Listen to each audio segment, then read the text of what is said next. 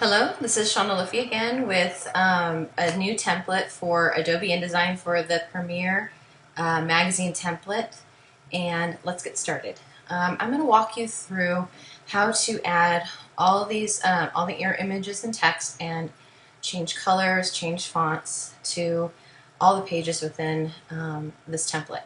As you can see, this is not like the Photoshop templates where you have to open each spread separately. All the spreads are laid out for you. I have included a front cover, a back cover, and 6 interior page spreads. I have them set up as facing pages so that you have the option to export them as a spread or export individual pages, depending on what you're going to use it for. Now, if you wanted to use your magazine to send as an email PDF to a client, you would want to export this as spreads so that you see the little magazine effect, and I'll double click on this page, so you can see the magazine effect appear on every spread. Now if you wanted to upload this for issue, I'll show you right now. We're going to turn off the magazine effect, and you can export every single side page separately. So when you upload it to issue will then put the spreads together, and it has its own magazine effect, so it'll add that to it. So when you flip through your magazine, you'll see it as a spread. And I'll show you how to do that at the end of the tutorial. Let me turn this magazine effect back on. Okay, and now I'll walk you through the master page. Now the master page I have set up for you already so that you can change the color of the background, and it will automatically change on all the interior spreads. It will not change on the cover or the front cover or the back cover, because I specified for those particular pages not to be affected by the master page. And so when you want to change the background color on the back page, you have to do that independently of this master page. I will show you very quickly how to change the background on the master page. So if you don't have your page palette open, go to Window. Let me close this really quick so you can see it appear. Go to Window to Pages, and your page panel will now open up. I want you to go to, on the template, it says Be Master in the upper portion of your Pages panel. And here I want to click on this background color. I have it set up as its own, as a color box.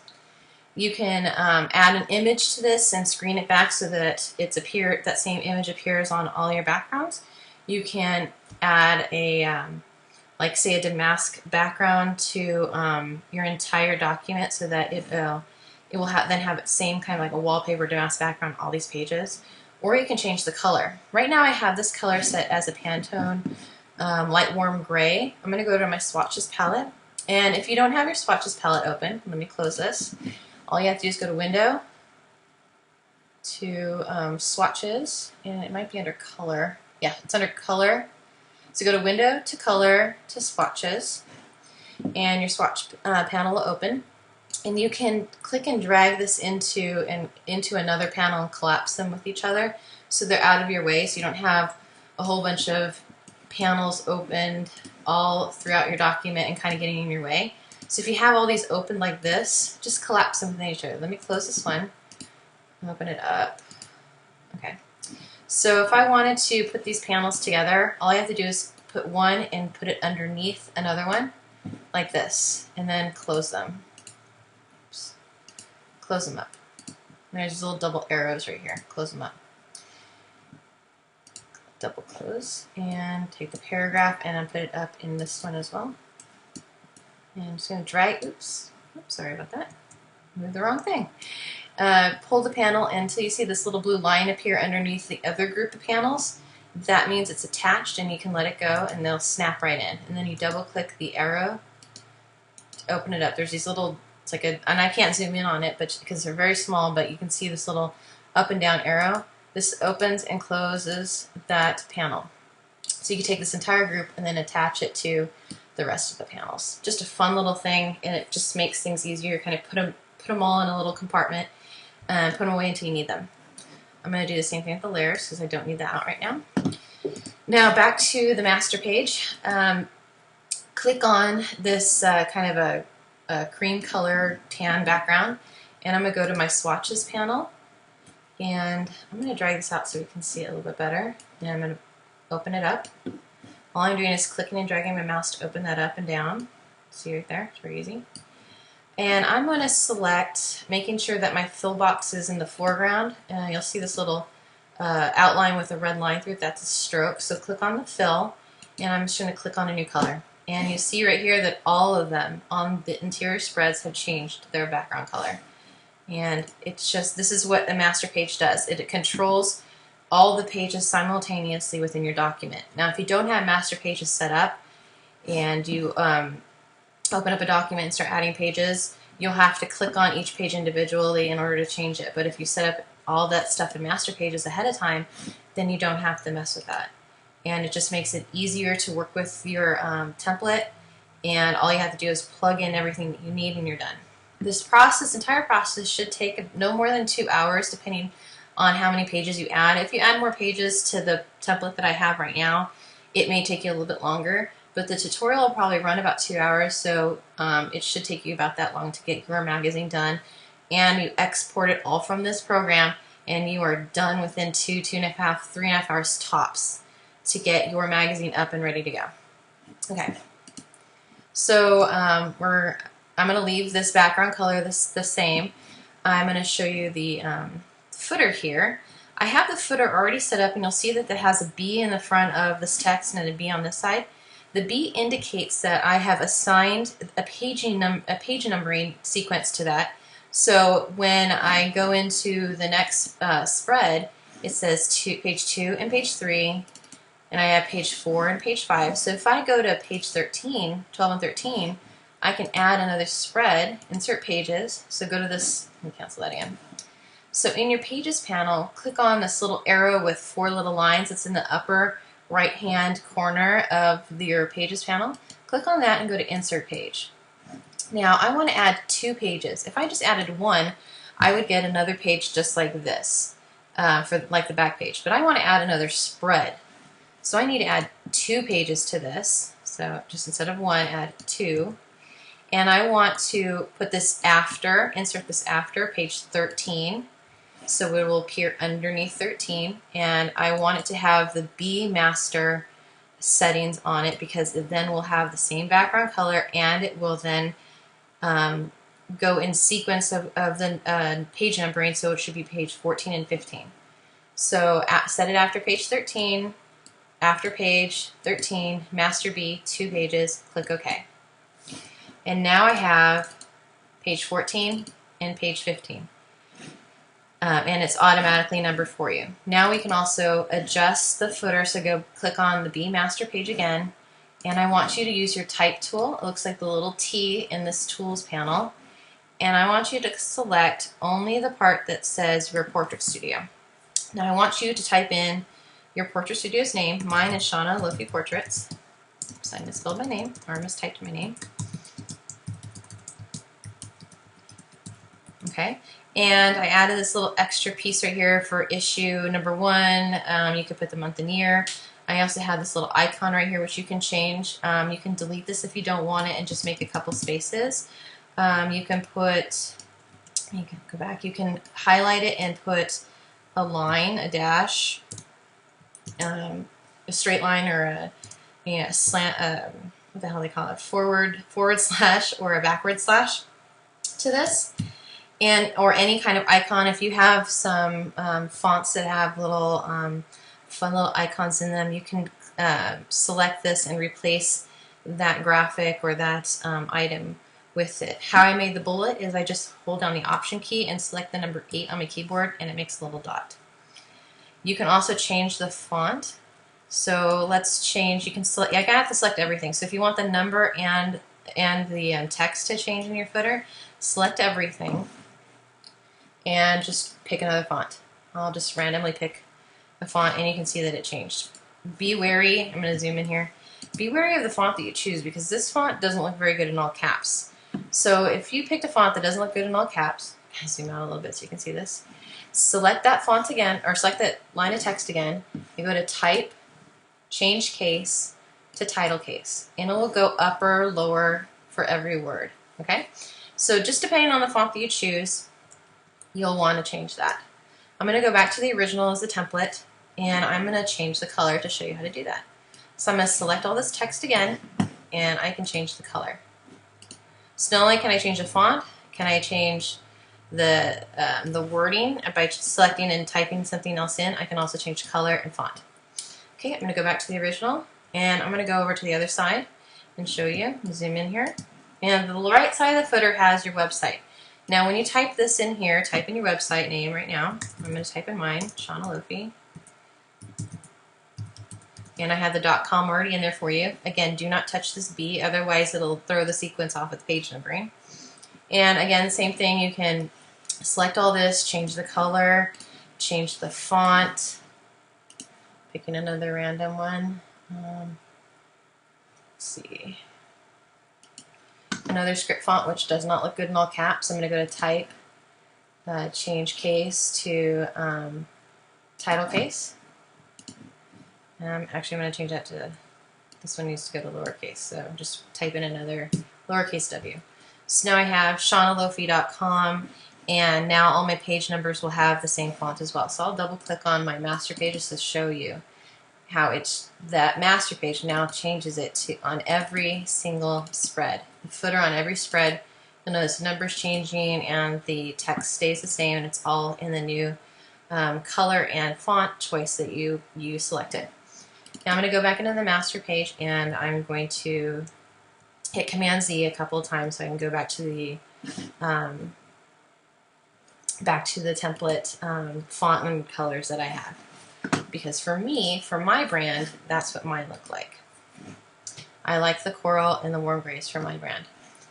Now, if you want, I'm going to zoom back out so you can see the entire page. Now, if you want to add a picture to your master page that then appears on all of these spreads, select the text box, or sorry, the color box. I'm sorry. It's I used this rectangle tool, so it's basically I just drag the rectangle tool across this entire background. Here, I'll delete and show you how I did this. Okay, now you can see when I deleted it, it's now deleted on all the spreads as well. I'm going to go over here to the rectangle tool. I'm going to zoom out a little bit so I can see my entire page. And all I did was, you'll see these little crosshairs appear when you click on the tool. Now I'm going to go to the upper left-hand corner, click and drag it all the way across to the bottom right-hand corner until it snaps. And I will choose a color. and I can see that the default right here adds a stroke. I'll click on stroke on my swatches. I'm going to do this over here so you can see it. Click on the stroke on the swatches and click on the none, because I don't want to fill that stroke. I want to fill the fill. So I'm going to click on the fill box and bring it to the foreground and choose a color. And that's how I did it. Simple as that. Now I want to add a picture to it instead. So you can either click on the box and cross out the fill to none, and go to File to Place, and I'm going to place in a new picture. And I'm going to go to my Documents folder where I have everything set up, all my links that I'm going to need for my magazine, and I'm just going to select a picture to put in here. Okay, and now you can see that the picture is a little bit bigger than the box. I'm going to go to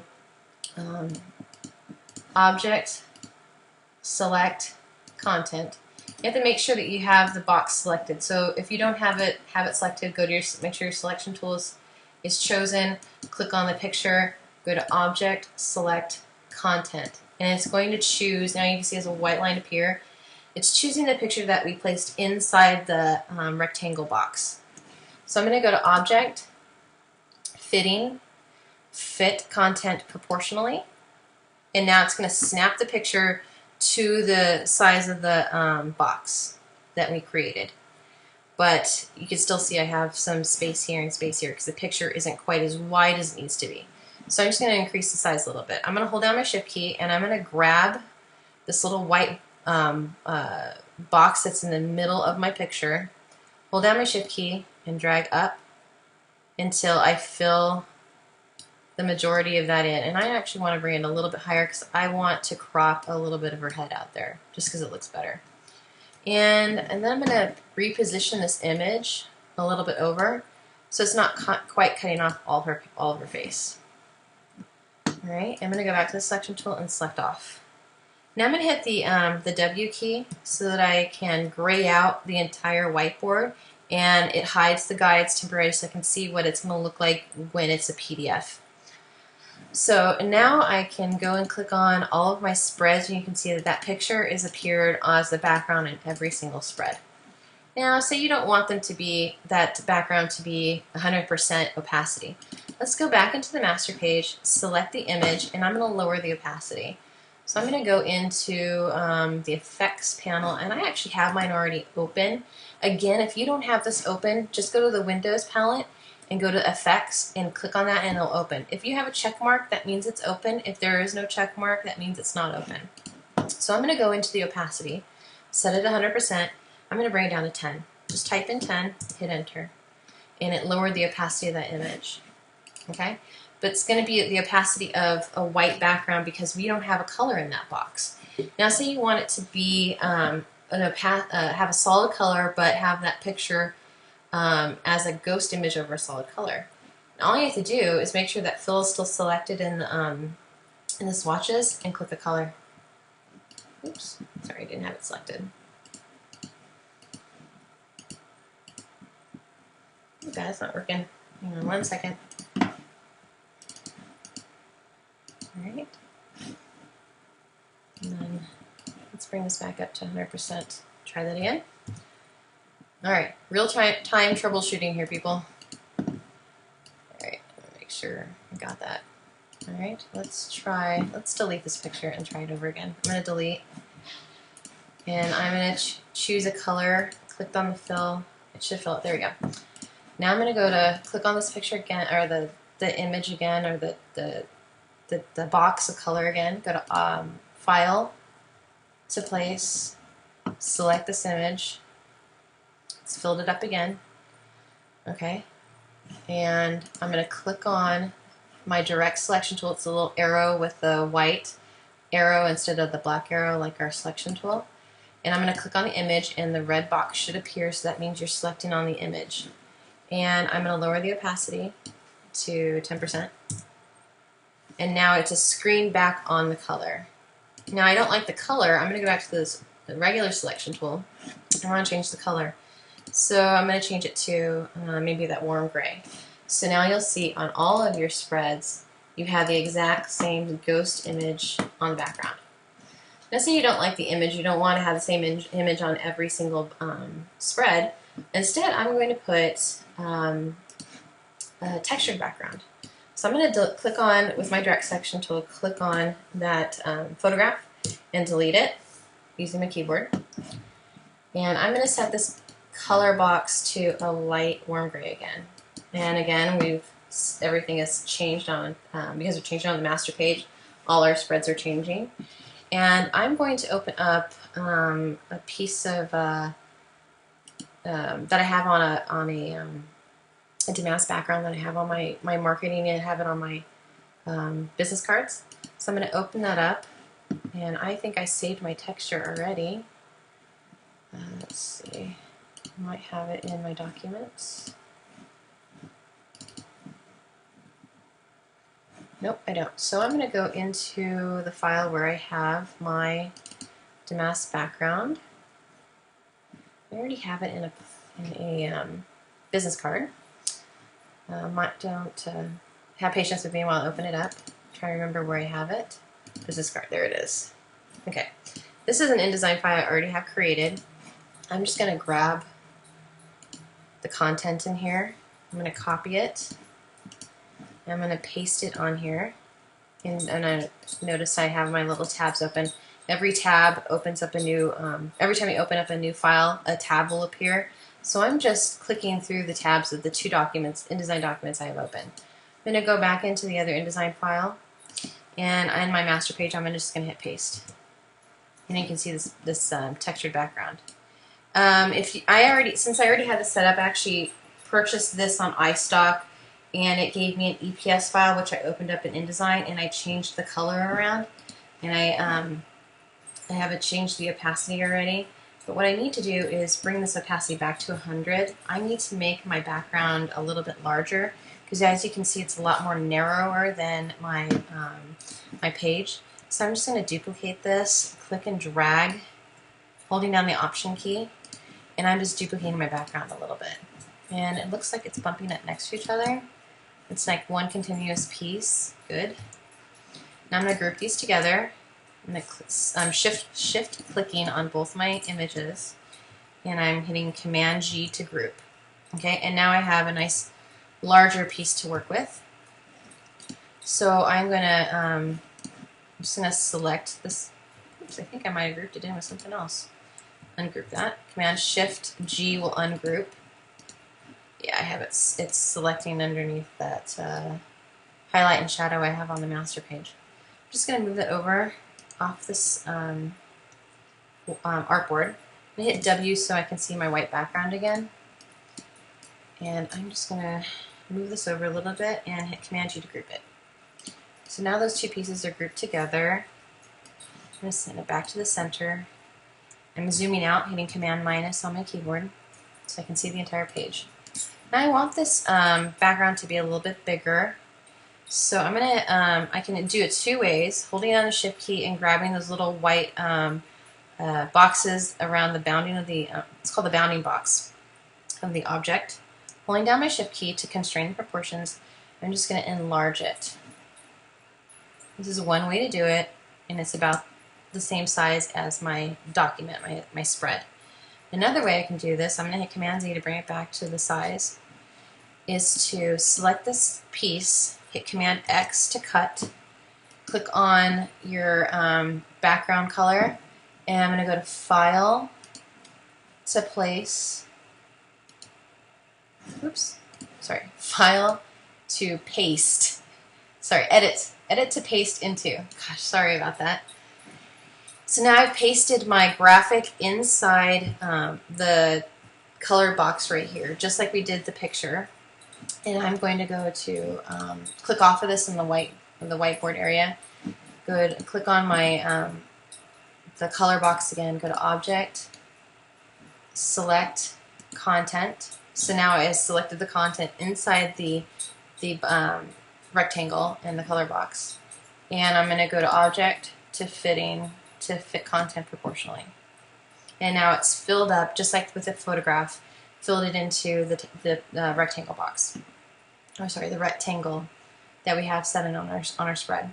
Now holding down the Shift key and selecting this little white box in the bounding box of our object, I'm going to hold down the Shift key and drag it out to the edge of my document. Good. And now I'm going to lower the opacity, so I'm going to bring it down to 10%. And now, maybe about 15%, you can see it a little bit better. Okay, so now I have a 15% textured damask background. Basically looks like a wallpaper as my background. I'm going to hit W so that I hide the guides and everything. And now you can see that on all my spreads I have the same exact damask background. So if your marketing and your branding has something like that, where you use a screen back image or a screen back texture, you can add that into your master page and it will affect your entire magazine design. So now you can customize your template to look and have the consistency of your entire branding. All right, now let's see, you can also change the color of this. Let's go back into the master page. And I'm going to select, click on this rectangle again, and I'm going to go to Object, select Content, and instead of the warm gray I have selected for this, I'm going to click on the Pantone 1787, which is the kind of a pink corally color. And the darker I pick the color, the more it'll have a contrast between the color background and the vector graphic I have in here. So I'm going to change, now I selected off of it so I no longer have the graphic selected in the box. Now I'm going to select the box and change the color. And now you can see that I have a different color for the damask. And you can just play with this until you get something that you like. I'm going to go to Object, select Content again so I can grab that the damask graphic and change the color. So now I can have a different color damask background on all those pages.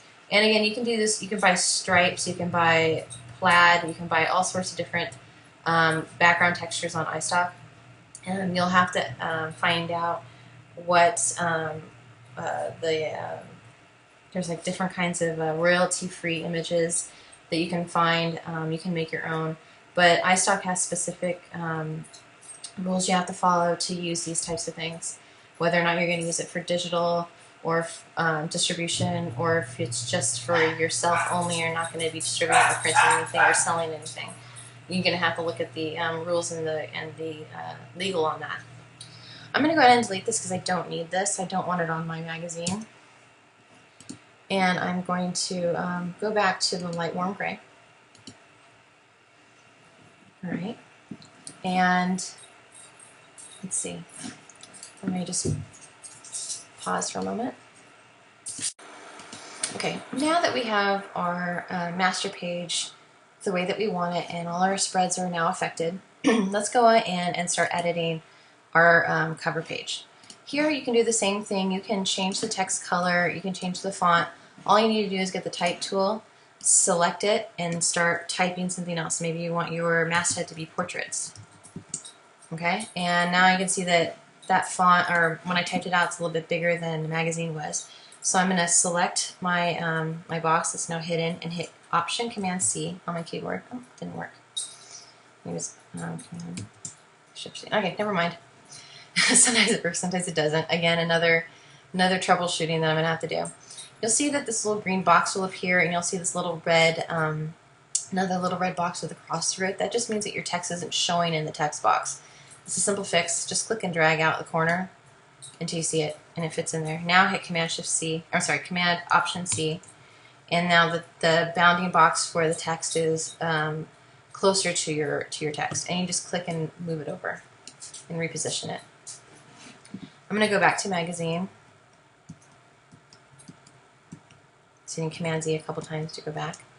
You can also change the font. Again, you might want to just kind of preempted, realizing that most fonts are going to be bigger than the one that I have selected on here. So just increase the size of that text box a little, both horizontally and vertically, so that you will see the font changing. I'm going to select a we call it a script font and show you what that would look like. I'm going to go and I'm going to type it in. I'm going to go to the character palette. Again, if your character palette isn't open, you can find it under, I think it's under Type. Yeah, Type to Characters. It's also keyboard shortcut on a Mac, Command T. So I'm going to open up my character palette. I'm going to type in the font that I want to use. So I know it's going to be old script, sorry. And I still have all caps selected, and this font obviously does not look very good in all caps for the script. So I'm going to go to Type. Make sure you select all your text. Go to Type, change case to, I'm going to go to all lowercase. And you can see that it's a little squished together. That means I adjusted the kerning for the last font. So I'm going to go over to my character palette, and you'll see this little symbol that says AV with a left and right arrow. This is where you can adjust the kerning. Here it's called, let me hover over it, it's called tracking. And you know, I've been a graphic designer for probably about 15 years, so I learned it as kerning. So I'm going to change that. I'm going to set it back to 0.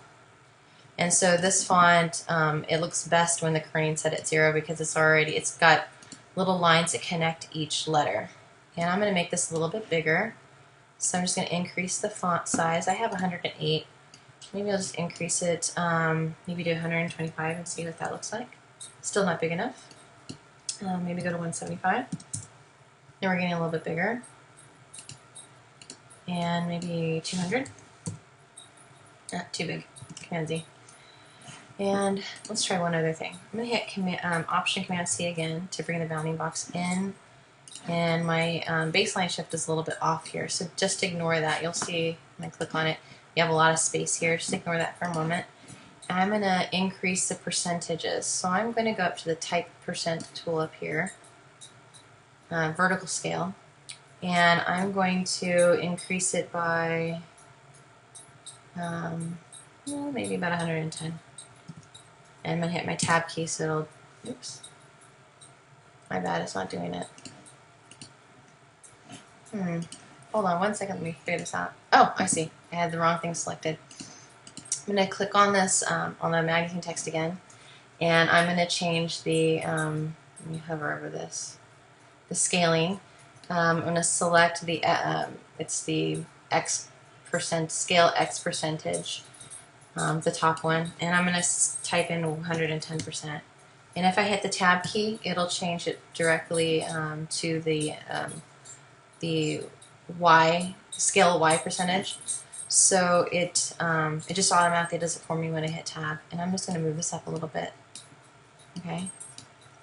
And now I have a scripted magazine font. You can also put it in upper lowercase. Just select the M and hold down your shift key to make it uppercase. And again, we lost it because it's making itself a little bit bigger than our text box is. So I'm just going to go to the little bounding box and just increase it and move it over until I see it. And it's a little bit bigger than I want this for. So I'm going to hit W so I can show the guides.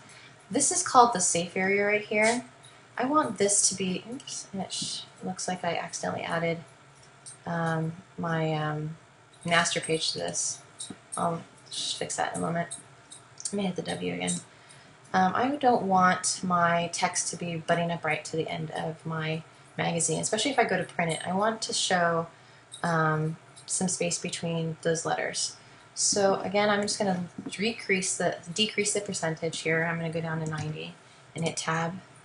And now I have decreased both vertically and horizontally the size of that text. Okay, and I can see that I can't quite grab all this, so I'm going to move this text, otherwise I won't be able to select this text above. And I'm going to bring it forward so it doesn't interfere with this text.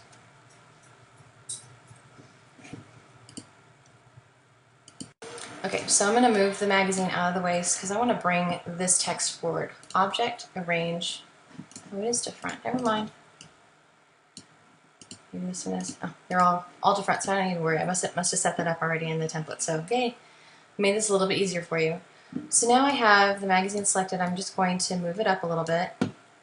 And I want to move this text so I can see it. I'm going to bring this bit of text where it says your style of photography here. You can change this text. That's just placeholder font. And I'm going to move this so it's hovering over magazine and a little bit of that Z. Okay? I'm going to change the name. My style of photography is glamour portrait photography. So I'm going to change that to glamour portrait photography. And change where it says cover page template. I'm going to change that to by Shauna Lofi portraits. You can change it to by your name in studio. And as you can see, portraits is cut off and it's indicated by this little red box with the cross through it. And I'm going to click and drag out the corner of that text box and you can see the rest of it. Option Command C to constrain the bounding box proportion. And I'm going to click and drag it to move it. I think I might want to center with magazine. And again, I just did that again. I clicked magazine and then click Command Z. Clicked magazine to change the bounding box proportions. Option Command C, and it changed the bounding box. And I'm going to click on by Shauna Lofi Portraits and the magazine masthead. And I'm going to align these together and center them. If you don't already have Align open, I believe this one is under Window to Object and Layout to Align. And it looks like it's Shift F7 as the keyboard shortcut, but don't quote me on that one. I don't have them all memorized, just the ones I use a lot.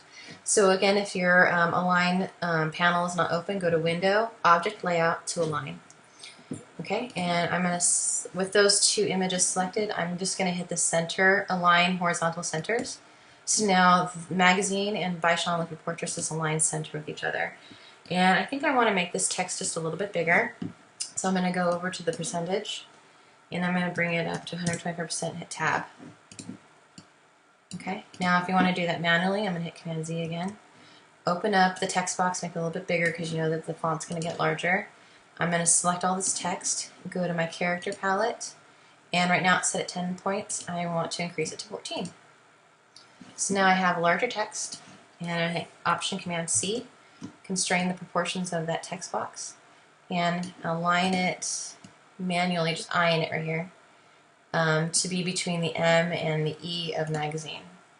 I think it looks a little odd that way, so I'm going to take this text and this text, and I'm going to align those centered. I'm going to center those two, and then I'm going to use my Shift key and my arrow key on my keyboard and just move it over. And you can see this little green line that just indicates where those two are going to line up with magazine at the end of the E. Alright, so I have those two pieces together. If you find that you don't like it at all, I think maybe I should make this smaller. You can also delete this and put in your logo if you want to just add your logo in right here. I think it might look a little odd for me. I think having my logo on here, and then depending on what picture I decide to put as the background, it will interfere with each other. So I think maybe I'll just leave this off for now. Maybe go back to my ANZ, make it smaller. Try doing that. I'm going to select this text and make this a little bit smaller. Go to Character. Right now I have it set at 18, go to 12. Okay, and I've made that a little bit smaller. I'm going to line it up at the end of the E. Good. I can also drop it down to another line if I want to. I'm just going to select, put my cursor with my type tool, put my cursor to the last, first letter of the last word, hit delete, and then hit return. And now I have two lines of text here instead. So I think that looks a little bit better. I'm hitting Command Option C again to change the bounding box. It only changes the horizontal on that one. So I can just drag it in if it really bothers me and kind of center it in there. Okay, so say now you want to add a picture for your background. I'm going to go ahead and delete this color because I know that I don't want to have a screen-backed image on my cover. I just want 100% opacity of the picture. I'm going to delete the color, so I'm going to go and click on the background color, and in the swatch palette I'm going to click None for the fill. There you go. And it looks like I have, this is from the, if I hit W, you'll see that the master page reset itself, and now I have a master page on here.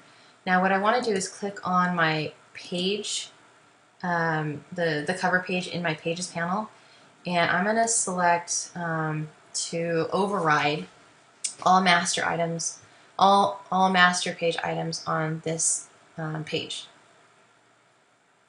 I'm going to delete, select that, and I'm going to override it. So now I can click on this background and delete it. But I still haven't affected the master pages on the threads, just this page only. Alright, I'm going to hit W so I can hide everything else and not distracted.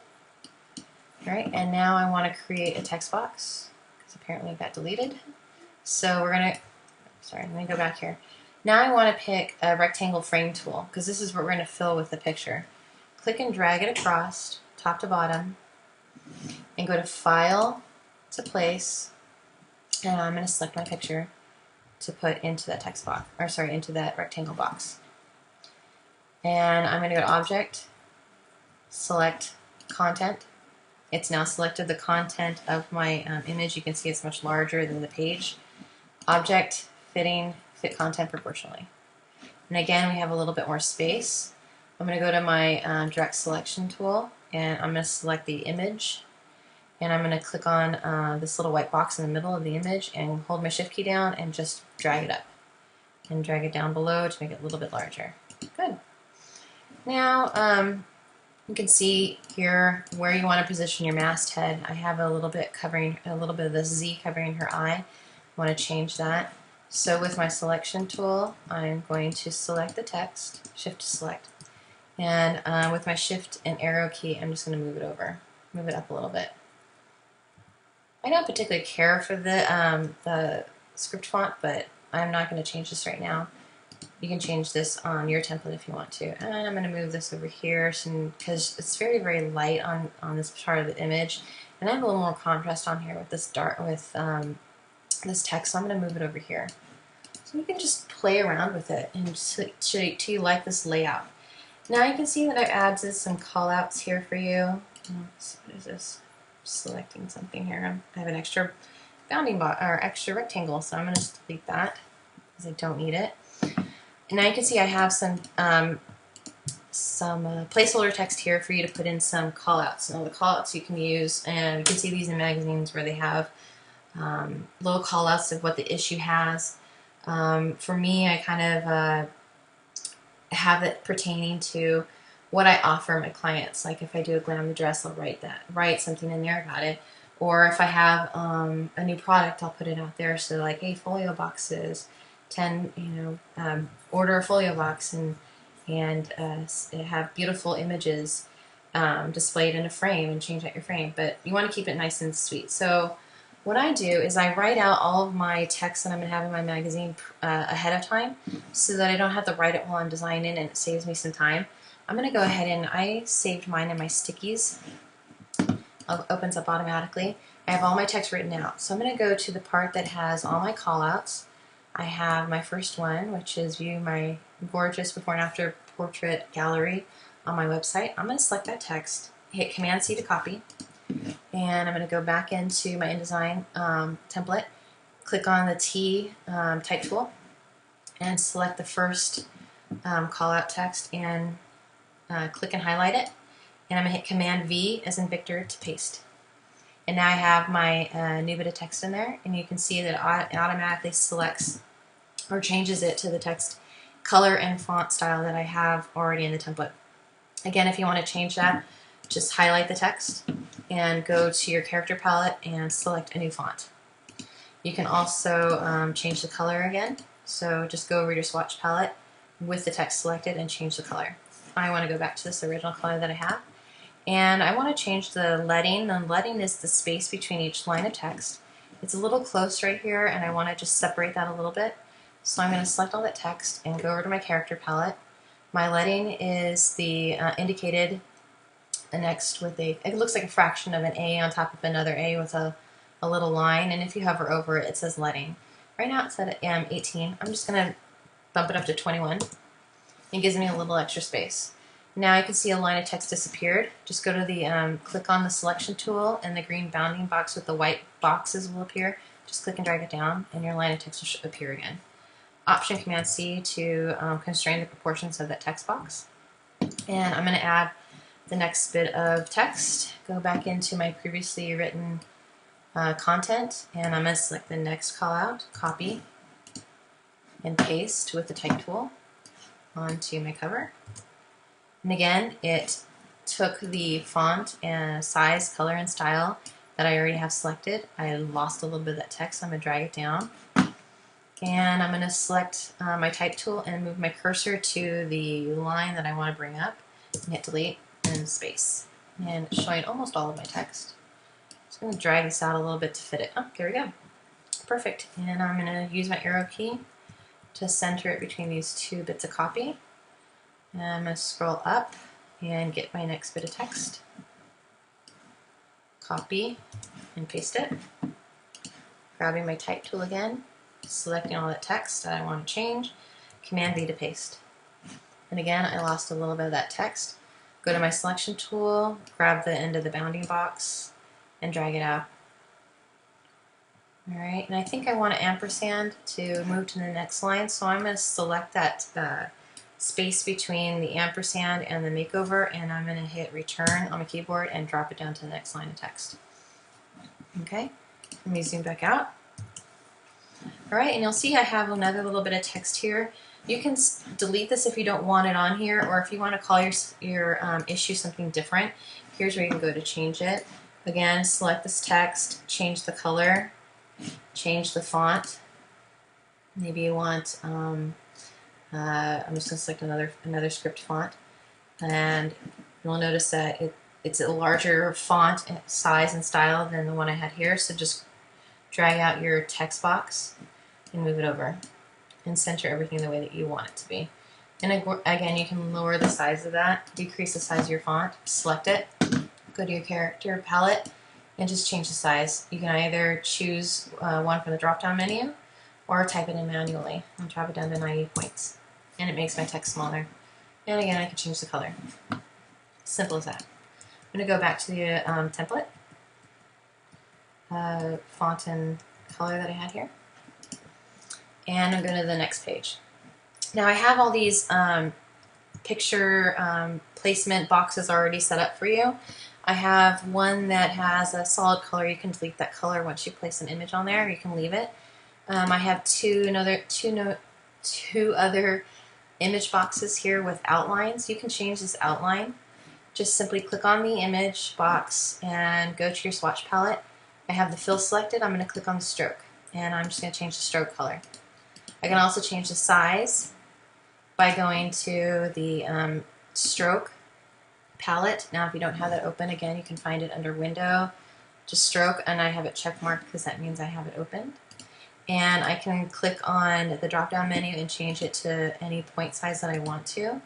Change it to 1, change it to 5, or I can not use it all together and just X out the color. So you just click on None, and now you have no more stroke. You can click on the box again and go to File to Place and place your image in. And I have this image I want to place in here, and you can see that it's larger than the text box, or it's larger than the image box. So with that selected, I'm going to go Object, select Content, and you can see where the image is appearing in this white or this yellow outline. It's bigger than the image box. Go to Object, Fitting, Fit Content Proportionally. Good. And I like that stroke, so I'm going to put it back to 10 and change it to paper, which is white, color paper. And I'm going to add in my next picture. So I'm going to click on the next image placement box, go to File, to Place, and select my next picture. And again, it's larger than the box. So I'm going to go to Object, select Content, Object, Fitting, Fit Content Proportionally. And I'm going to select the next place image here. We'll delete when you place a new image. I'm going to go to File, to Place. Oh, I'm sorry. Make sure you select this box. Go to File, to Place, and I'm going to place my next image in here. And again, Object, select Content, Object, Fitting, Fit Content Proportionally. There you go. Now here you can add in your text, and you can select with your type tool, select all the text and just handwrite it yourself. Let's see, what would I put? I don't know. You can type it here, so, oops, sorry, my mouse goes a little crazy. I have a wireless mouse and I don't like it very much. You can just start typing in whatever you want here. Hold down your Shift key and type it in. Or go back to Command Z a couple times. If you don't want it to be all caps, just go to Type, change case, and go to Title case, and it'll make everything upper lowercase. Or go to Type, change case to lowercase, everything changes to lowercase. Or if you want it back to all caps, Type, change case to uppercase. I'm going to go into my previously written text, and I'm going to select my new headline, and I'm going to make sure I have all that text selected and hit Command B. So it's all the same thing, it's just copy, paste, or select and start typing it in. Okay, and then I'm losing a little bit of my text here, indicated by that little bit of that red outlined box. So I'm going to click and drag it to the center of my spread on his side and to the end of this page. And it's still a little too big. I'm going to drag that down to increase the size of my text box. And I think I want 4 lines of text. I'm just going to bring it in a little bit more. Good. So if I'm not sure if it's centered, I'm just going to grab the headline, and you can see that the text box extends all the way to the end of this page to the center of the spread. And I'm going to select the paragraph of text and go to my Align tool, my Align panel, and align the centers. And now my headline and body copy are centered within each other. And I'm going to select the paragraph, and with my arrow on my keyboard, just bring it up a little bit. Okay. Now you can add more text here by, again, just selecting and copying and pasting it into here. I'm going to select everything from without the what is this called? I can't remember again. the shoot, I don't remember the name of this, but I just made, you can see it in some magazines and some newspapers where the first letter of the paragraph is enlarged. And I dropped down the baseline so that it takes up 3 lines of text. If you don't want that, just simply highlight and delete it. Or if you do want it, just change the letter to the first letter of text that you have and copy and paste everything but that first letter in here. If you don't want to have any extra text, just simply select it and delete it. And I don't have any extra text I want to put on that page. So I'm just going to fill up the space by selecting these 2 images. Shift click on each image and hold down the shift key and the arrow key to bring down those images and kind of center them in the page. And I don't like that these 2 pictures are kind of flat looking, so I'm going to select both these images and I'm going to add a drop shadow. Going to Object, Effects, I'm adding a drop shadow. I'll say that a little slower. And I'm going to go to Object, Effects, Drop Shadow. Now the default sets the opacity of that drop shadow to 75. The default is black, selected as the color. You can change that by simply clicking on the little black box and another dialog box opens up and you can change your swatch. And you have preview selected on this and it'll automatically show the color changing. I like the black, it's more natural looking. I'm going to click OK. And the opacity, I don't like that at 75, I think it's too harsh, so I'm going to lower it down to 35. And I'm not going to change the X or Y offset because I like the amount of drop shadow it has on here. And everything else, I'm going to, the size of the drop shadow, the default is at just over a quarter of an inch. So it's like 0.0694. I'm going to leave that the default's there because I think it looks pretty natural and pretty okay. So I'm going to click OK. And go to the next page. I have more text here. This page is set up for a full page picture to be going across the entire spread. So I'm going to select this box. I'm going to go to File, to Place, and I'm going to select my mother-daughter photograph. And it comes in a little bit smaller than this spread. So with that box selected, I'm going to go to Object, select Content, and Object, Fitting, fit content proportionally.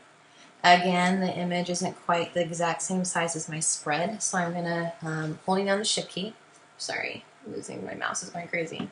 Holding down the Shift key, I'm going to select the little white box in the center of the image and click it, click Shift and hold my mouse and drag it up.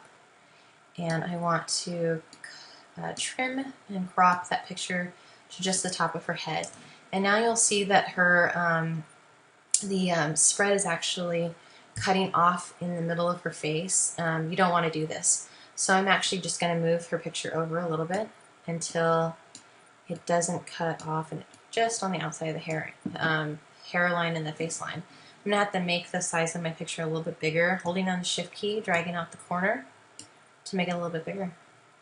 Simple as that. And I want to bring this down a little bit. So just moving it manually. There we go. And now we don't have, oops, my bad. So now we don't have the gutter and the highlight and shadow going right through any faces or eyes. So you can increase the size of your picture or decrease it depending on where you want your image placed. Again, I have more text and headlines and subheads that I can go into my my stickies where I have my content already written out, and I'm just going to copy and paste it into here. And again, it's a little bit longer than the text I had selected, so I'm just going to increase the size of my text box. Go and grab the rest of my text. There we go. And I'm going to grab the subhead, and I'm going to import that subhead into here. And I'm going to select my cursor and put it in the middle of that text and just hit Command A and it'll select all that text. Command V to paste. Alright, and again, it's a little bit bigger than the text I had in there previously, so I'm just going to drag out the text box. And I can change the color of this because there's not a lot of contrast there. And Option Command C to change the bounding box of the text. And just adjust it. I'm going to zoom in here so you can see what I'm doing. I can adjust it, move it over I kind of like the offset text. It just adds a little more interest.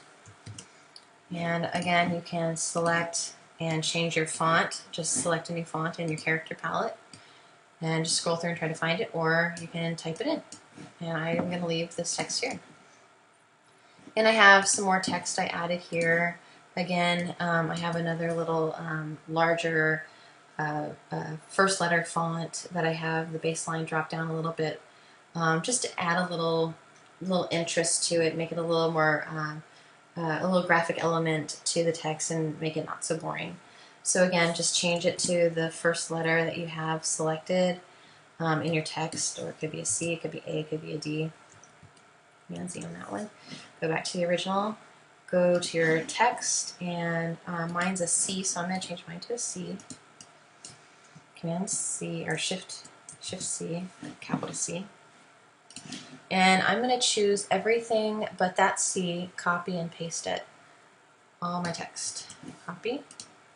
And I'm going to choose everything but that large C to select and highlight. And I'm going to hit Command V to paste it. And I think there's not enough contrast to see that text, so I'm going to lighten the color and change it. There we go. And I'm going to zoom out so you can see.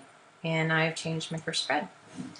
The next page, just double click the next set of spreads on your Pages panel.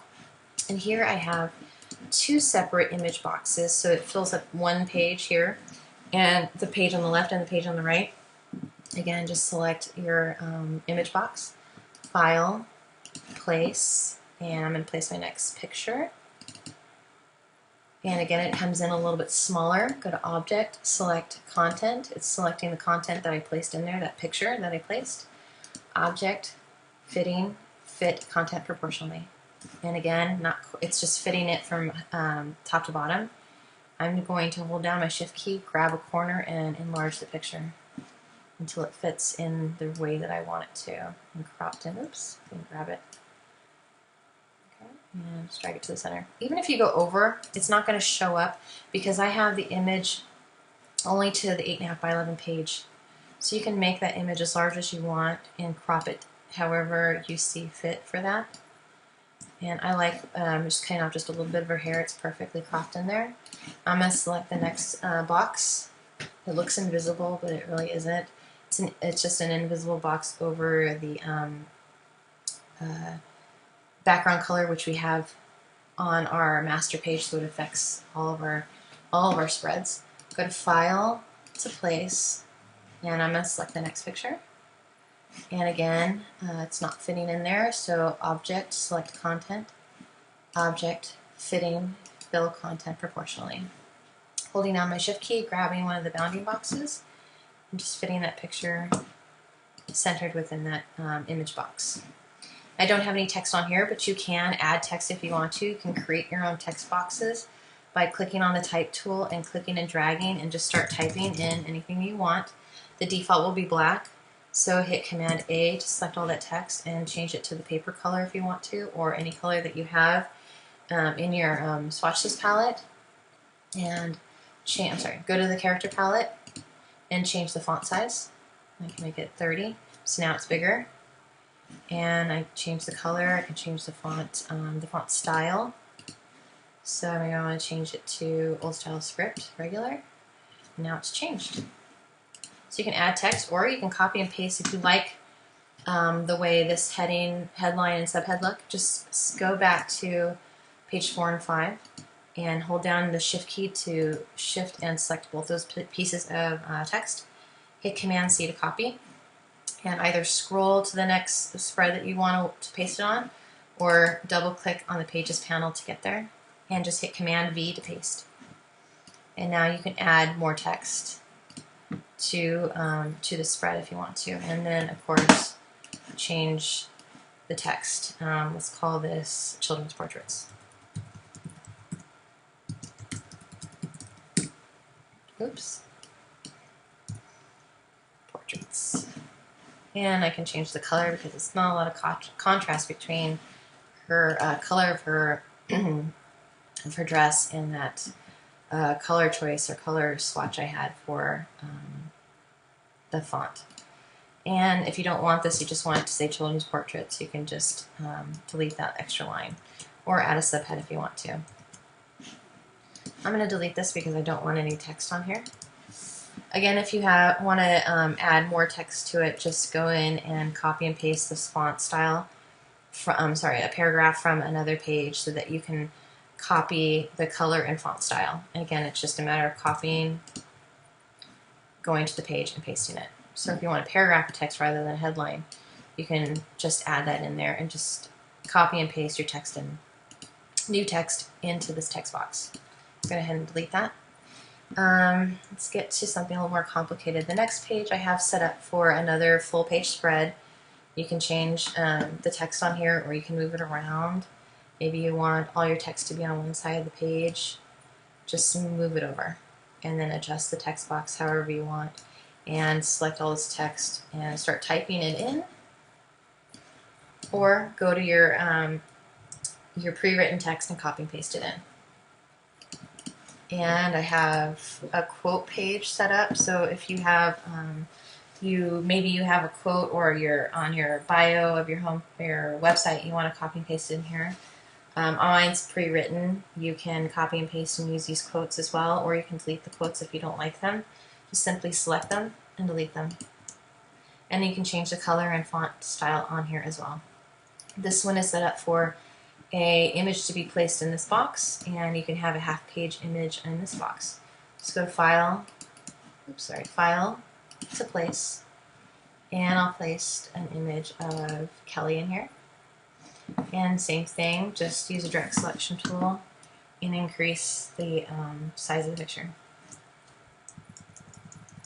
Quite simple. Alright, and on our back page we have some more image placement boxes. It's the same thing. File to place your pictures in there. And if you want, you have more vertical images or more horizontal images, just delete what you don't want. Copy, hold down your Option and click and shift it, and it'll copy another one, or hit copy. Click, hit Command C to copy, Command V to paste, and you can duplicate any of these boxes and rotate them so they kind of stagger in, and hit Command Z. You do the same thing with the vertical ones. Delete a horizontal and hold down your Option key and click and move, and it duplicates that box. And move your mouse to the corner and you'll see this little icon appear. It looks like a little looped arrow, or it looks like a little U with 2 arrows. Just re-rotate a picture into there. And depending on what the picture looks like, you need to be that you place in here, you'll have to move these things around so you're not covering somebody's face with another picture. Now, if you want to rotate which one is in front and which one is in back, click on one of your images, Object, Arrange, Bring to Front, and now that image is above all these other ones. And again, if you want to bring this one above it, Object, Arrange, Bring to Front, and now the vertical image is above both those. So it's just a matter of arranging things the way that you want them. Here, delete this where it says place your logo, delete it, and then go to File, to Place, and look for your logo. I have mine saved on my desktop in my marketing folder. Let's see, Sean P. Portraits, logo. And I'm going to use my 3-color logo, or maybe my single. I'm going to go to the light warm gray logo. And it comes in, it's kind of a faded looking image with a little arrow. I'm going to place it onto my, placed it into the box. I don't want to do that. I'm going to place it outside the color box. Place it outside and click and drag it over. And again, it looks like I'm going to hit the W, and I have the it reset the master page to put it on to my cover, and simply just select in your Pages panel, go to the little arrow, drop down arrow on the Pages panel in the upper right hand corner, and hit Override all master page items on your back cover. So now you can delete the spread background color. I'm going to hit W to hide this, And I think my logo is just a little too big, so I'm gonna lower the size by going to the percentage. And I think I'm gonna make it about 75% and hit my tab key. And now I've made my logo a little bit smaller. You can also copy and paste your logo in from Illustrator if you have an EPS file, a vector EPS file. Just open up Illustrator, find your logo, open that up, and select. They have a direct selection tool in Adobe Illustrator as well. Now let me just show you really quickly. I'm going to open up Illustrator. It's going to take me a minute. Okay, just going to take a second to open this up. And I have my logo I created in Adobe Illustrator, saved it as an EPS file.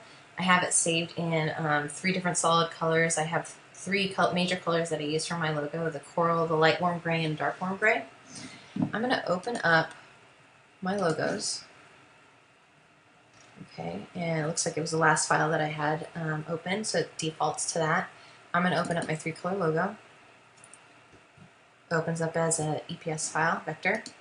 You can see that it's its own object. If I ungroup these, now I have separate objects for all these pieces. Now, I know a lot of people have been designing their logos in Photoshop. Not recommended, because Photoshop acts as an editing tool for photographs. It's primarily what it's used for.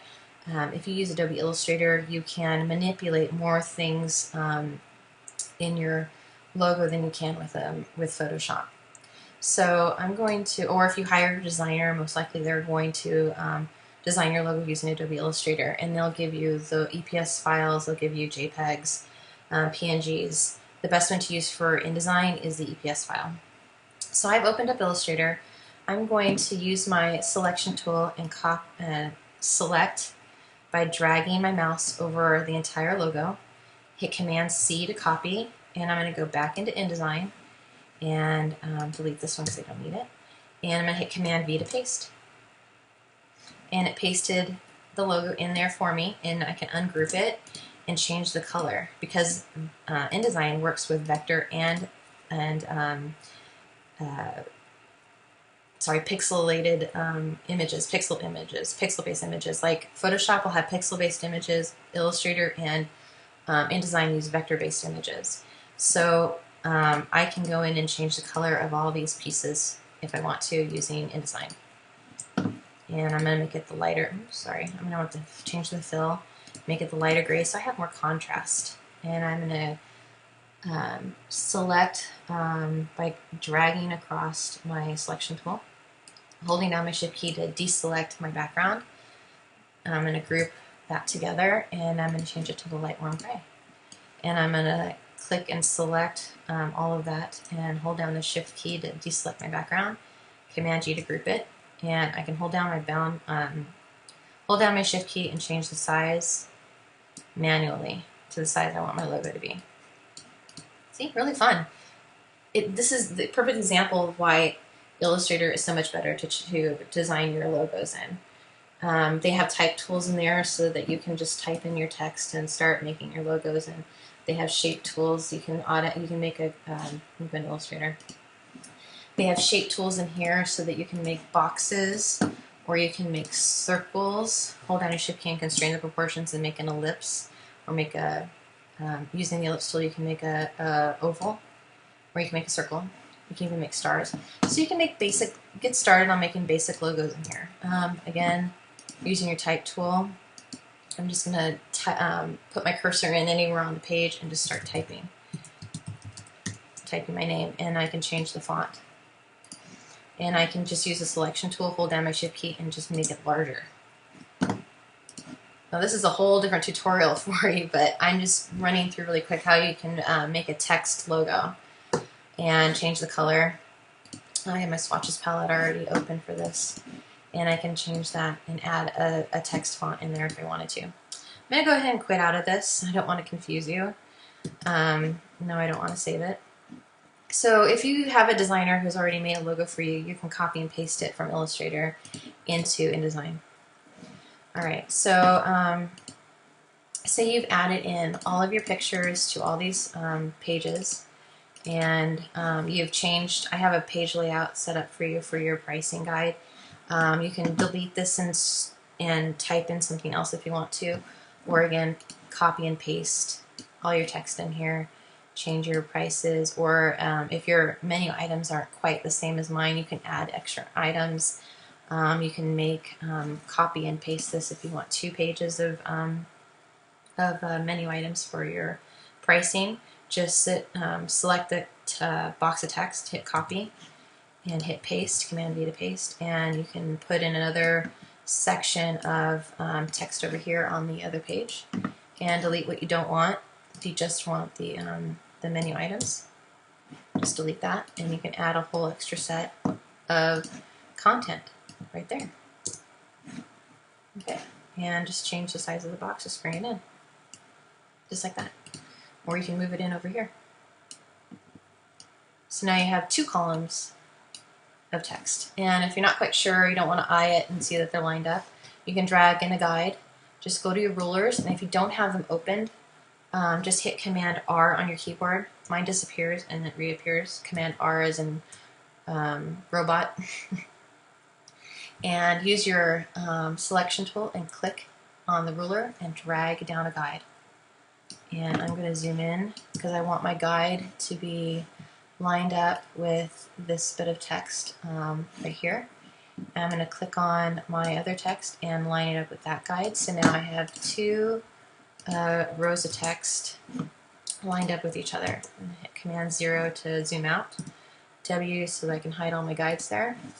And now you have 2 sets of text right here for pricing if you have extra pricing on there.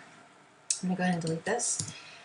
This page is set up for a full spread image. Go to File, click on the background and go to File, to Place, and I'm going to go into the Documents page where I have all my pictures saved and add my picture.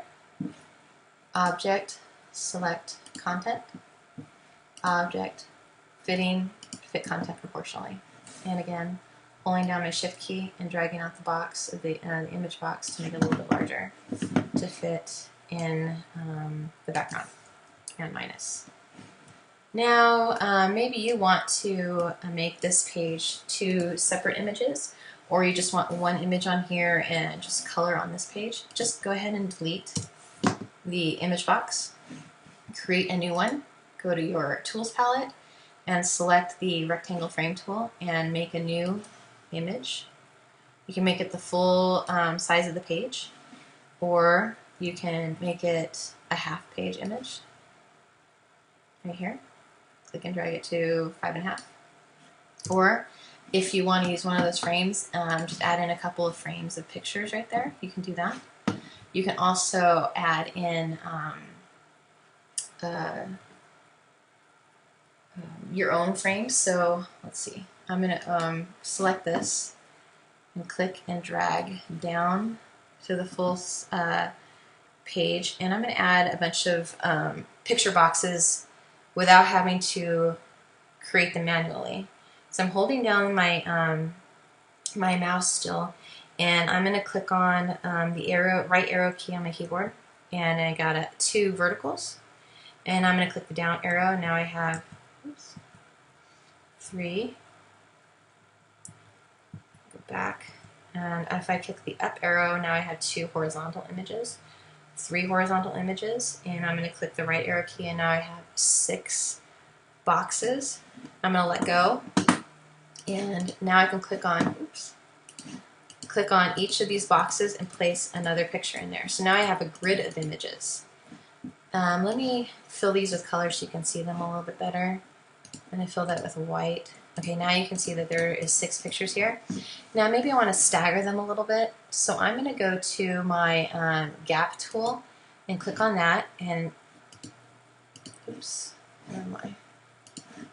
Click on these together. Now I'm going to go to my gap tool. Why is it not working? Okay, let me pause for a second while I try to figure this out.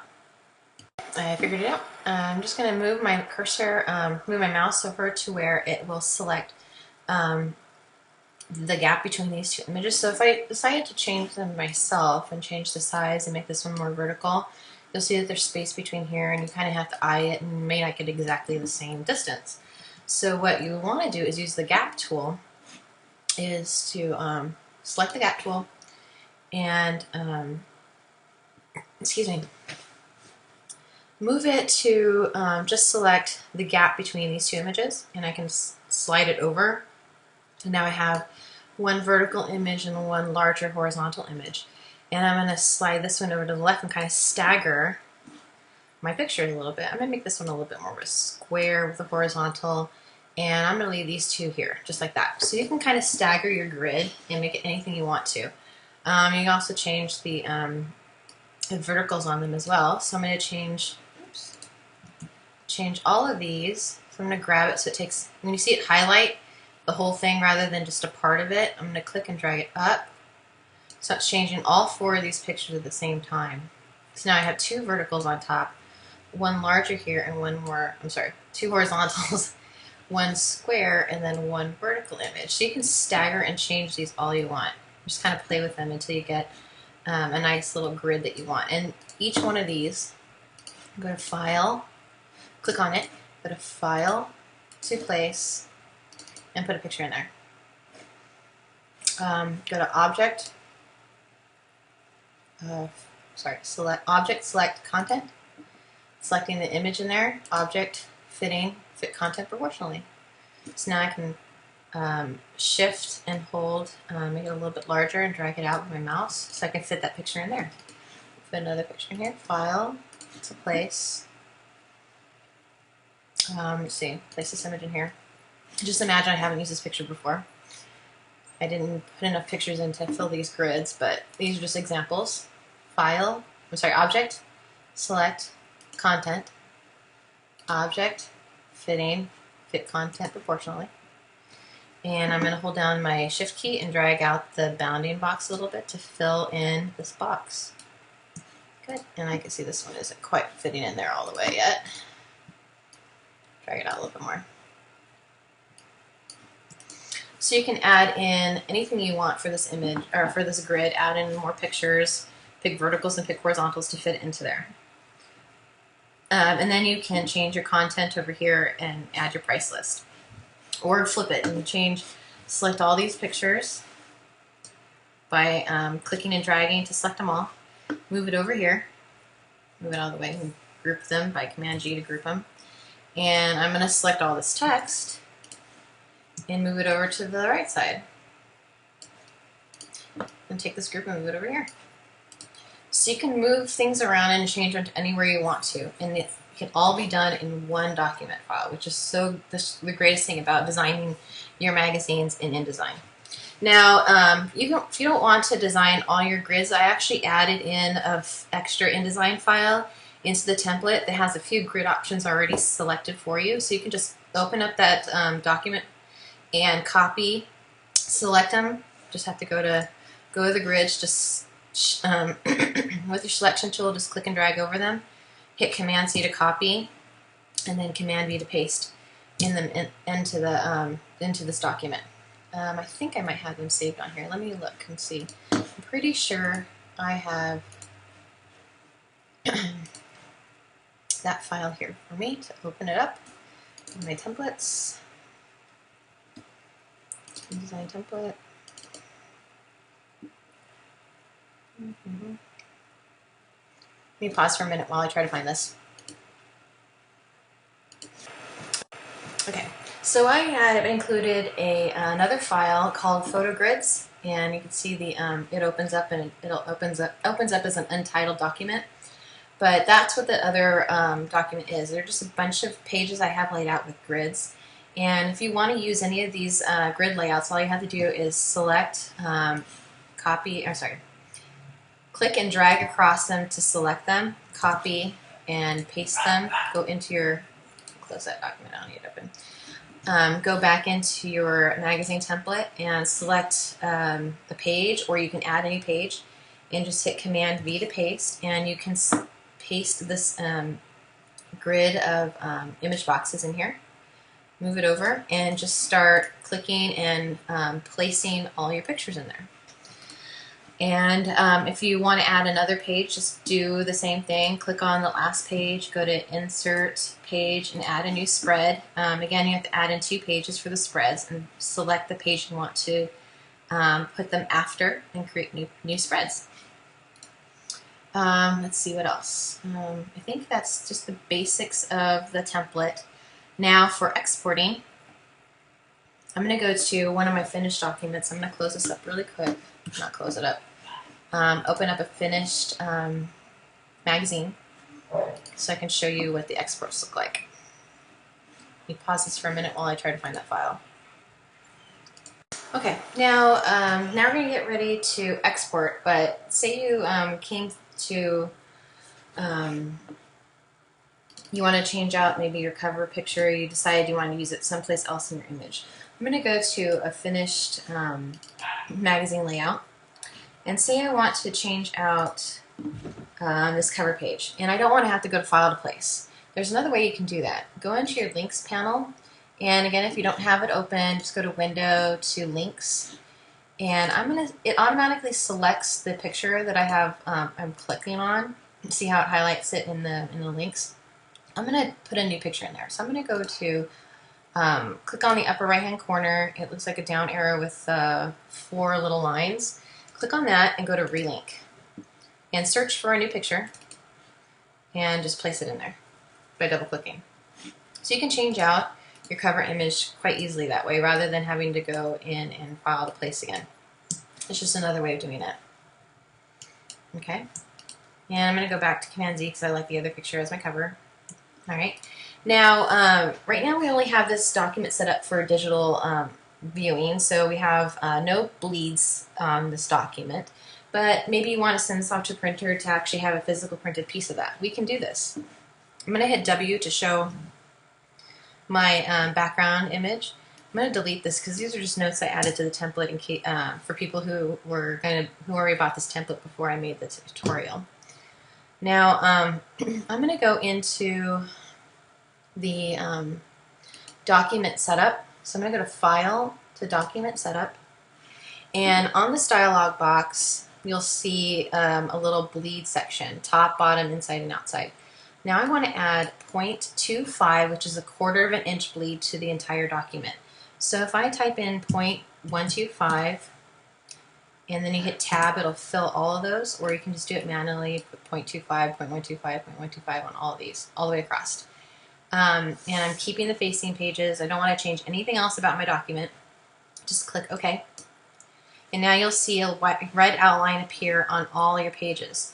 This indicates where the bleed needs to be. So we're going to have to extend the backgrounds of all of our entire document. So we're going to go to the background on here. Start off in the master page first. And click on that master page, and we're going to click the background color, and we're just going to extend the box all the way to this red outline. So now when the printer trims off where this black line is, it will have one continuous solid color. If we left this here without adding that bleed and not extending this color, when he goes to trim it, there's a possibility you'll see a little bit of white over the paper, and it's not completely bled, and you won't like the way that looks. So you need to go in and manually add in your bleeds. So extend that background, and now we'll go to our document and see that the backgrounds have been extended, but not our pictures. So now we're going to need to go to our pictures and extend the background. For here, we're only showing the bleeds on the top, of the side and the top, so we just need to increase the top right corner of this picture. And it doesn't look like the picture's quite fitting in there, so I'm going to go to, you can see the background of the color. I'm going to delete that out. I'm going to go to my swatches. Where's my swatch? Oh, here it is. I'm going to click on the box, and I'm going to take that color out so it's not confusing for you. Okay. So now I have my picture in there. I'm going to use my direct selection tool to select just the picture inside this box. Ugh, come on now, stop doing that. Hold down my shift key and click and drag it out like we're just extending the picture. And there we go. So now our picture's extended past the bleed, into the bleed area. We don't need to worry about anything else on this page. Go to the second page, and we need to do the same thing. Hold down your, select the picture with your direct selection tool, and click and drag and extend that picture all the way to the bleed. Oops, it's not grabbing it. So now I'm going to use my selection tool for this one. Object, select, content. There we go. Why is it not working? Oh, there we go. I need to increase the size of my picture. So drag that picture all the way to the edge where the bleed is. And I can see it's not quite fitting all the way in there, so I'm just going to select with my direct selection tool the picture and click and drag it down until it's all the way to the bleed. Good. Now we have the picture all the way to the edge of the bleed. Go to the next page. Do the same thing. Increase the size of the box all the way to the bleed on the top, bottom, and sides.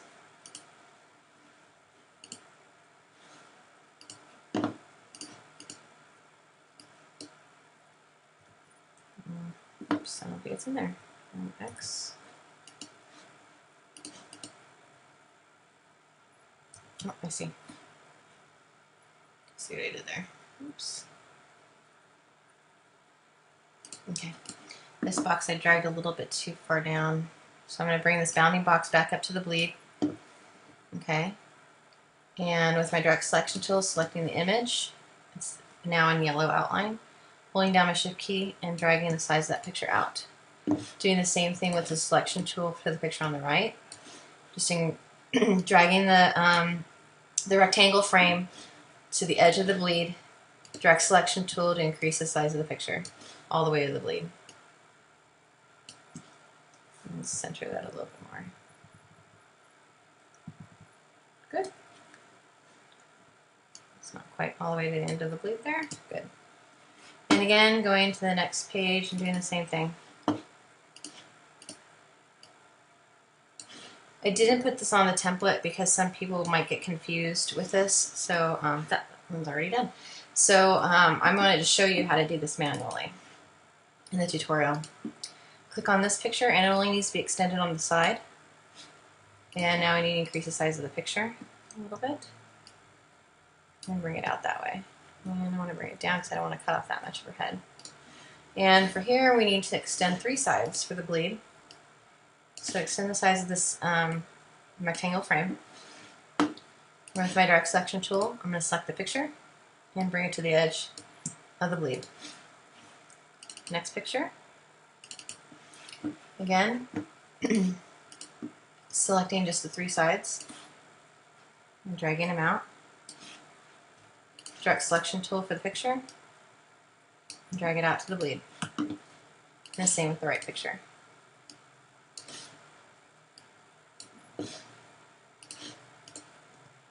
Direct selection tool. Increase the size of the picture holding down the shift key. Now for our final spread. Oops, sorry. Selection tool to extend our rectangle frame all the way to the edge and of the bleed. Now selecting the picture with our direct selection tool and increasing the size by holding down the shift key to constrain the proportions. Good. And our final page. This one we just had to extend the color background. All the pictures are already off far enough into the bleed area that we don't need to worry about them. And they'll be everything in this red box right here, you just can barely see it. All that gets trimmed off when we export. So everything that's in the white area right here will not show on our PDF, so do not worry about this. All right, so now we are completely done.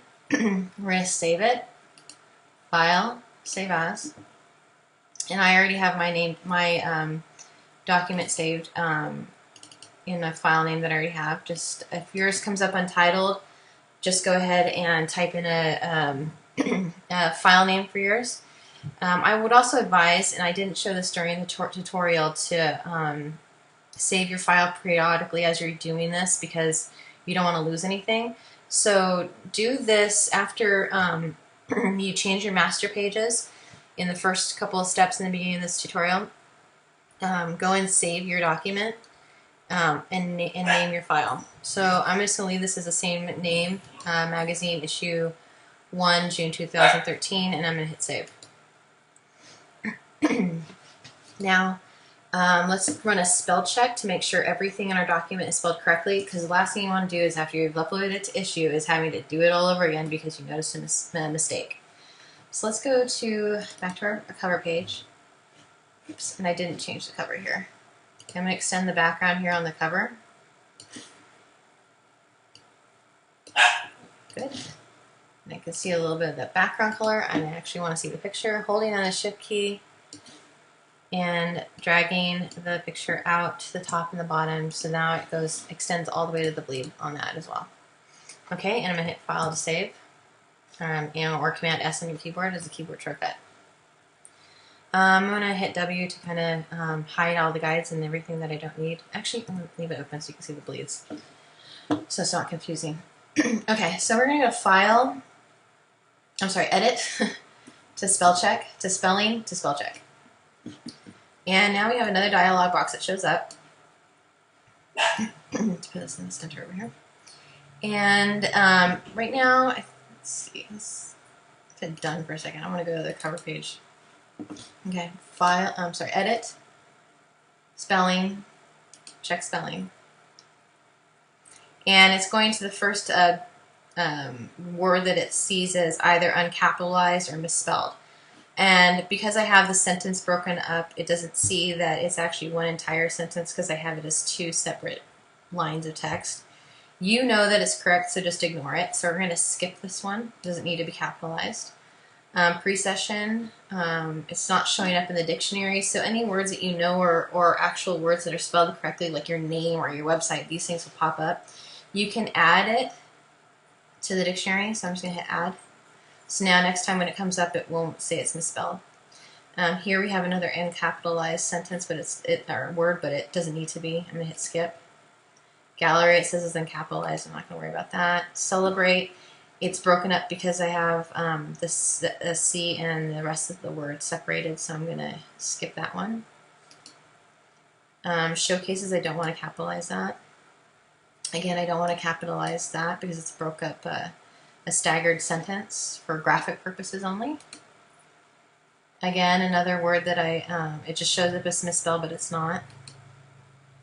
Another uncapitalized word. So I'm pretty much done. So if you had some misspelled words, it will catch it for you. Let me hit Done.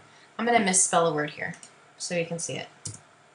I'm going to go to Edit, Spelling, check Spelling, and skip through the ones that says, done. Try that again. I skipped too many times. Edit, Spelling, check Spelling.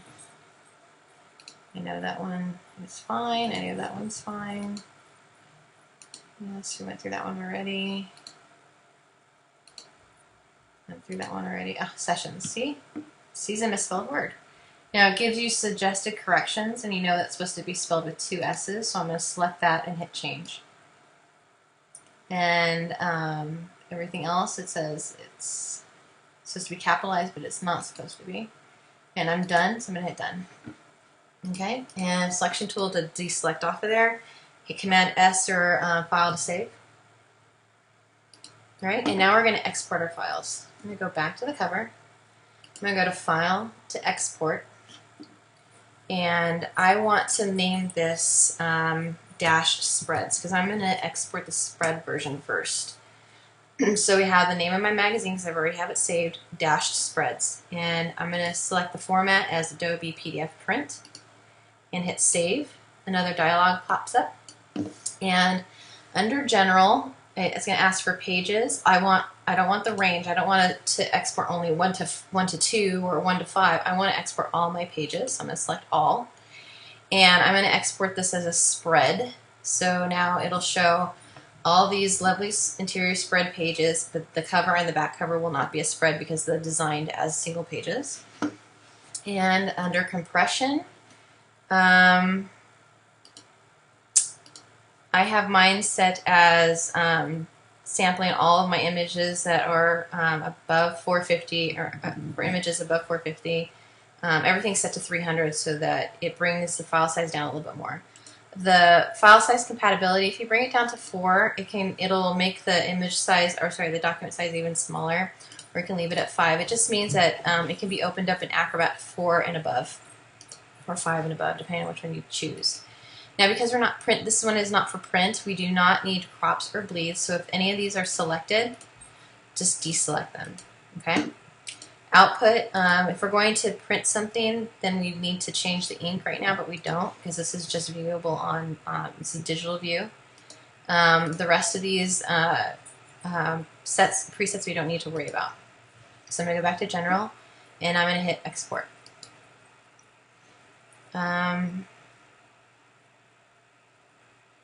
Okay, because of Acrobat 4, let's cancel that. So I'm just going to go back to File to Export again.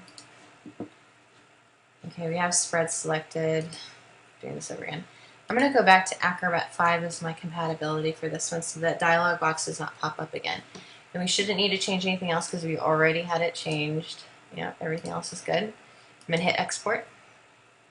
Okay, now it's going to take a few minutes and or a minute or two, and it'll open it up in Acrobat automatically for me. And for you, it'll open up in Acrobat Reader. For me, it's going to open up in Acrobat Pro, Adobe Acrobat Pro for me, because I have that program on my computer. Just going to take another minute.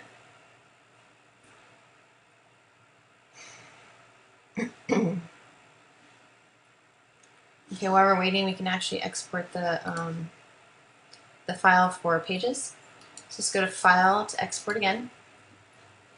And this one is going to be for Issue. So if you're going to upload a document to Issue to have a digital version of your magazine to send to clients, just label it Issue. And yes, I'm going to leave it as print. It doesn't really matter for this one. And I'm going to hit Save. Oops, here we go. Okay, now the spread's opened up for us automatically in Adobe Acrobat. So I'm going to go back to InDesign really quick to finish out the page export. Now for this one, instead of spreads for the export, I want to go to Pages. And now it's going to export just the individual pages, so the right and the left separately rather than as a spread. Because Issue requires that you have all the spreads separated, because it takes all the spreads or all the pages and makes them as spreads for you. So I'm going to select Pages, and I want all of the pages to export. And again, we do not need bleeds. You don't need to worry about the output of the color or anything else. Go back into General, and it's selected as Acrobat 5. And just double check everything else. It should all be the same. This is the settings from the last one that we used. I'm going to hit Export. And it'll open up automatically for us in Acrobat Reader or Acrobat Pro. I'm going to go into Pro and show you the spreads.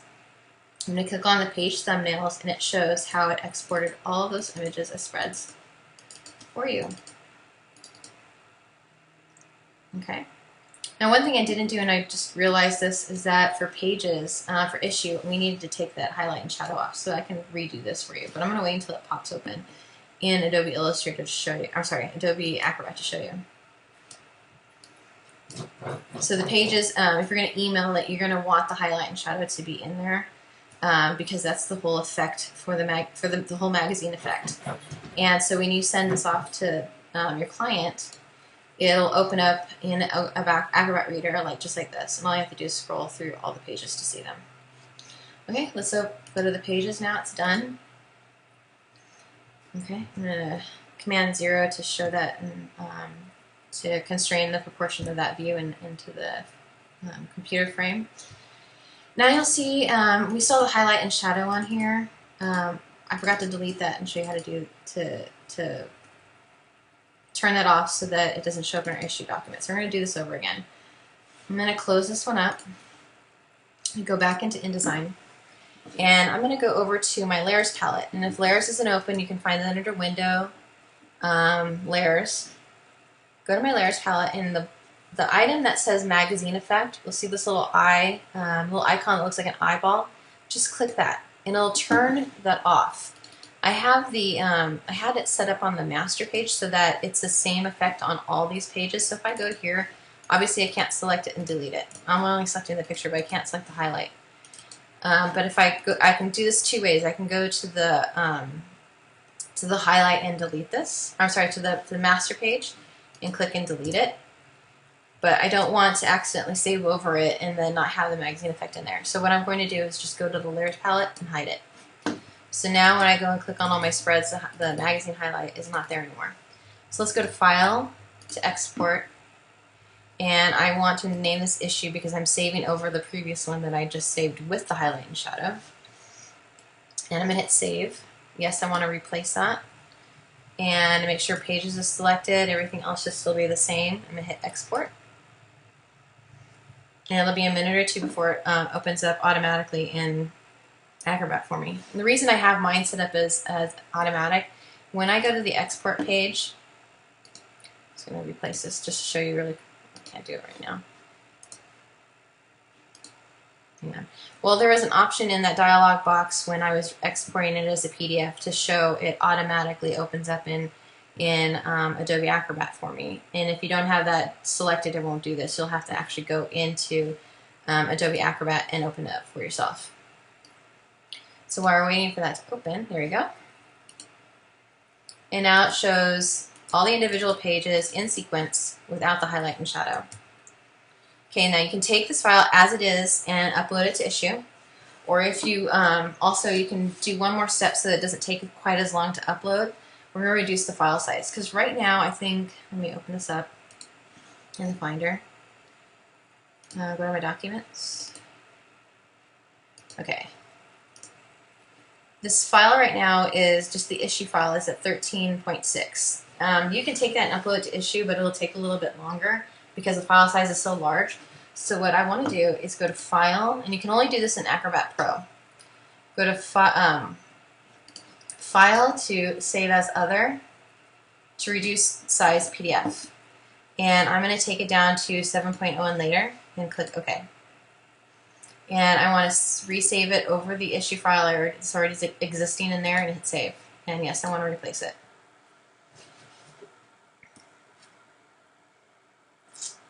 Okay, it's just going to take a minute to process that.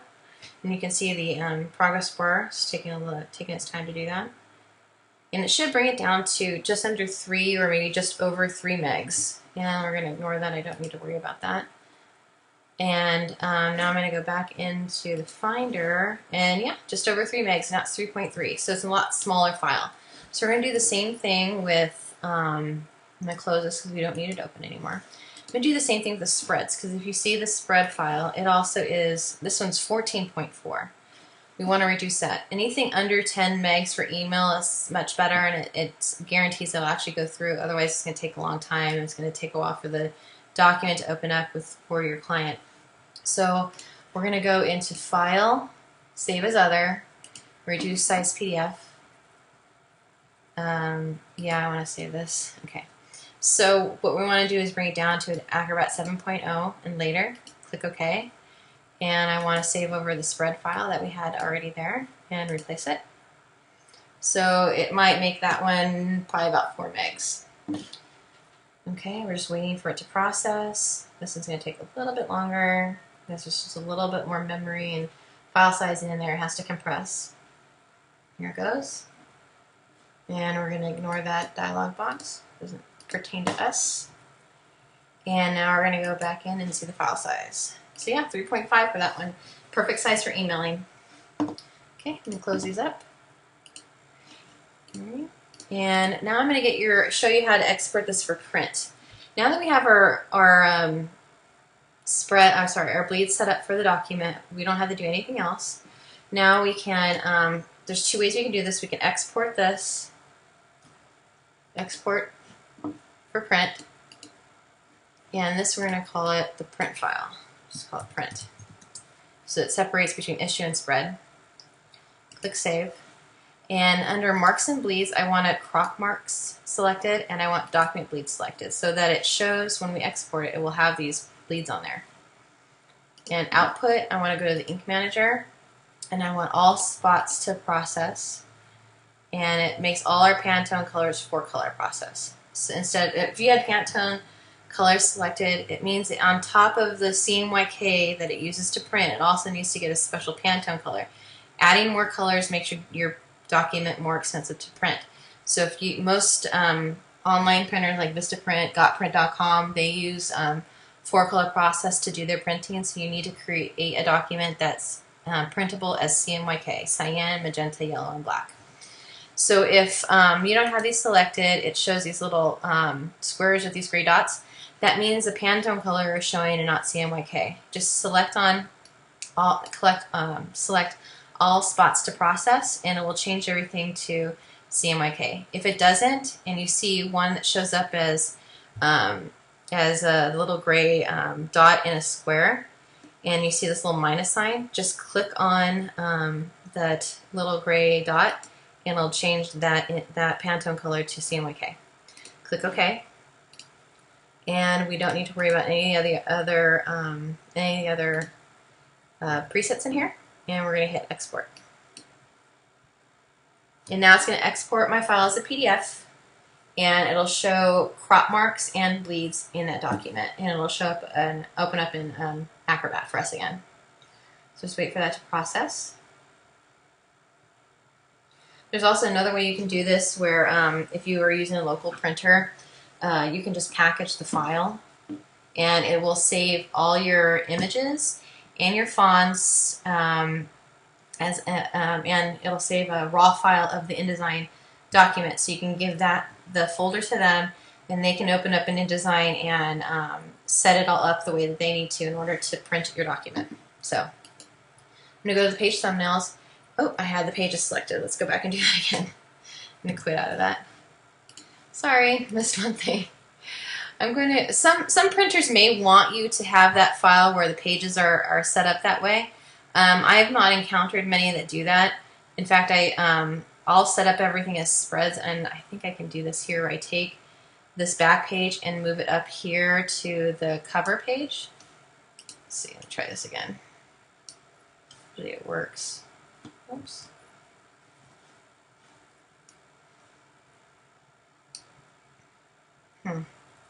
Not letting me do it. Okay. But if you set these up as spreads, they'll put this cover and this back cover together for you.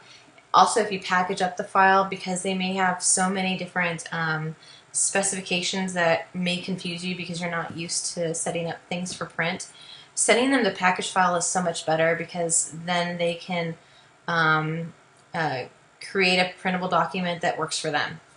So let me show you really quick how to do that after I do my export again for print.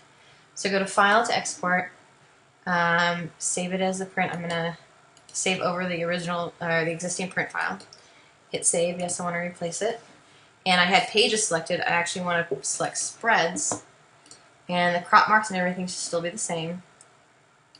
Go to Export, and it'll open up in Adobe Acrobat with spreads and the front cover and back cover separately with marks and bleeds. So while we're waiting for that, let's do the package file. Go to File to Package, and what we want to do is just ignore this. It just tells you that what the this little yellow triangle with the exclamation point, it's just letting you know what the file has in there. You have 17 RGB color space images. You have nothing modified. Oops, here you go. Okay, so now he shows you in Adobe Acrobat all our document files, and you can see that it looks completely different than our issue and our regular PDF. So here are the crop marks, and you'll see that some of the picture is over the edge of that crop mark. That just indicates where the printer is going to trim all this off so that you have a printed piece that goes all the way to the edge of the paper. Okay, so now that you have the document, I'm going to go ahead and quit out of this. We don't need it open anymore. We're going to continue with our packaging file. Alright, let me cancel out of this so we can start over again. Go to File to Package. And like I said, just ignore this. It'll indicate to you if you have anything wrong with the document. You look at the little bottom the bottom left-hand corner, and you'll see this little green light. If it were red, it would indicate that you have some errors in your document and you need to go and fix it. Like if you have text that's outside the bounding box, you just need to extend that out because it's cutting off some text that they know is in there. It lets you, InDesign will let you know if you have some problems with your document that you need to fix before you can package it up. I have no errors on here, so I'm good to go to package. So I'm going to go ahead and select the blue button that says package, and my publication must be saved. Okay, cancel. I have to save my document, file to save, because we made some changes since the last time we saved. So go back again, go to File to Package, hit the little blue button that says Package, and this is just a printing instruction. So put the file name, put your contact information. This is just for the printer so that if they have any questions, they can contact you. And put the name of your company. And make sure you put in your phone number so they can call you.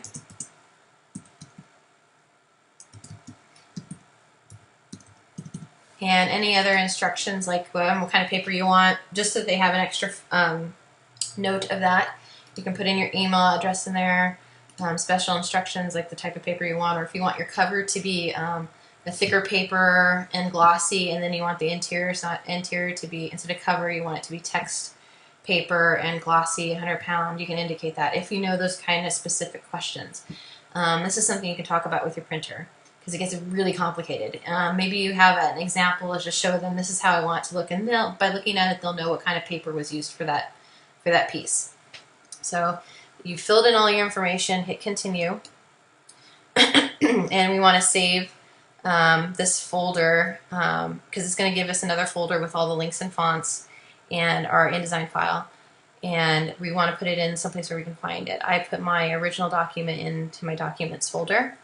I'm going to call this Printers Magazine folder,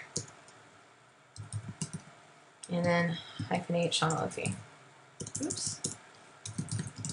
So they know it's for me. And then I'm going to hit package. And let that take a few minutes, and I'll show you what happens with that file. I'm going to go into the Finder. I'm going to go to my documents, and then you can see here that it's created a file for me with that I labeled. I can see I made some spelling errors. Okay, magazine folder. So if I double click on this folder that I just created that I packaged, you'll see I have document fonts in there. I have all the links, so all my images that I used in my document are there. It also has a simple text file. It shows it gives the printer a little bit more information about the document, which you don't need right now to worry about right now, but just leave that in there.